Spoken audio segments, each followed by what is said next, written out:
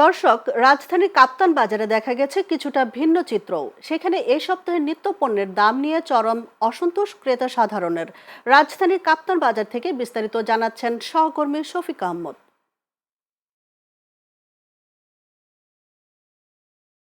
ঈদের দীর্ঘ ছুটির পর কিন্তু বাজার দর যে বাজার স্বাভাবিক হতে শুরু করেছে।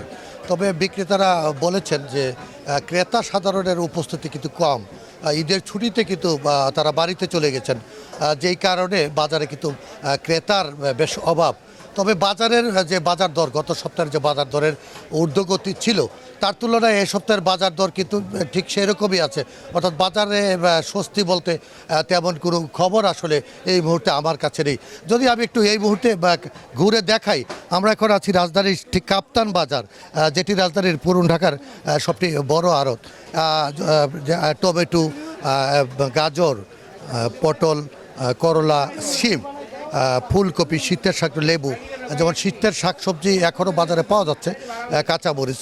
তো এই সব কিছু এই শাকসবজি কিন্তু 70 থেকে 80 টাকা নিচে বিক্রি হচ্ছে না আজকের বাজারে। আমরা পোলট্রি মোরগ দেখেছি, সেখানে 220 টাকা, 250 টাকা। সোনালি মোরগ 400, 450 টাকা। পাঙ্গাস মাছ, রুই মাছ, এগুলোর কেজি আসলে 700 থেকে 800 টাকা। চিংড়ি মাছ 1200 থেকে 1500 টাকা।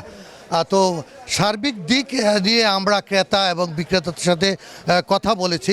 তারা আমাদেরকে জানিয়েছেন যে আসলে ঈদের পরে সরবরাহ ঠিক স্বাভাবিক না। তবে সরবরাহ স্বাভাবিক হলে পণ্যের দাম আস্তে আস্তে কমতে থাকবে, এটি জানিয়েছেন আমাকে আসলে ক্রেতা এবং বিক্রেতারা।